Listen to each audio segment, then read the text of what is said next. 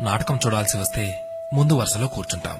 అదే సినిమా చూడాల్సి వస్తే వెనుక వరుసలో కూర్చుంటాం. ముందు వెనుక అన్నవి సాపేక్షం.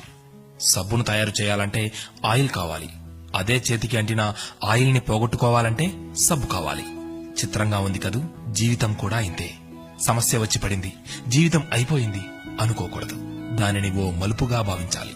ఈ ప్రపంచంలో ఇద్దరు ఆనందిస్తారు. ఒకరు పిచ్చివాళ్లు, మరొకరు చిన్నపిల్లలు.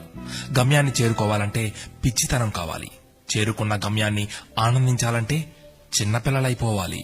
తాళంతో పాటే తాళం చెవి కూడా తయారు చేయబడుతుంది. ఒకటి లేకుంటే రెండోది తయారు కాబడదు. అలాగే పరిష్కారం లేకుండా సమస్య కూడా రాదు. తోటా కంటే శక్తివంతమైనది మాట. ఒక్క మాటతో సంబంధం తెంచేసుకోవచ్చు. ఒకే మాటతో లేని బంధాన్ని పెంచేసుకోవచ్చు కూడా. మనిషి సమాజంలో సూదిలా బ్రతకాలి కాని కత్తెరలా కాదు. సూది పని ఎప్పుడు జోడించడం మాత్రమే, కత్తెర పని ఎప్పుడు విడదీయడమే. అందరినీ కలుపుకుంటూ బ్రతకాలే గాని కత్తెరలా విడదీస్తూ కాదు. నిజాన్ని మార్చే శక్తి ఈ ప్రపంచంలో ఎవ్వరికీ లేదు. కానీ ప్రపంచాన్ని మార్చే శక్తి ఒక్క నిజానికి ఉంది. నీవు సంతోషంగా ఉన్నావంటే నీకు సమస్యల్లేవని కాదు, వాటిని ఎదుర్కోగల శక్తి, ధైర్యం నీకున్నాయని అర్థం. స్నేహితుడిని నీ దుఃఖ సమయంలోనూ, యోధుడిని యుద్ధంలోనూ, భార్యను పేదరికంలోనూ, గొప్ప వ్యక్తిని అతని వినయంలోనూ పరీక్షించాలి. చేసిన తప్పుకు క్షమాపణ అడిగిన వాడు ధైర్యవంతుడు. ఎదుటి వారి తప్పును క్షమించగలిగిన వాడు బలవంతుడు. కష్టం అందరికీ శత్రువే, కానీ కష్టాన్ని కూడా చిరునవ్వుతో స్వీకరిస్తే అది సుఖమై నిన్ను ప్రేమిస్తుంది. ఓటమి లేని వాడికి అనుభవం రాదు, అనుభవం లేని వాడికి జ్ఞానం రాదు.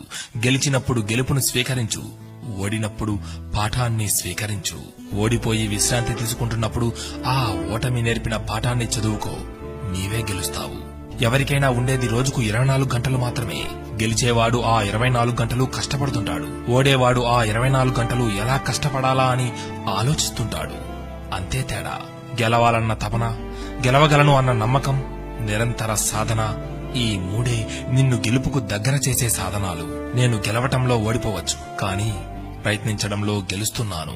ప్రయత్నిస్తూ గెలుస్తాను, గెలిచి తీరుతాను.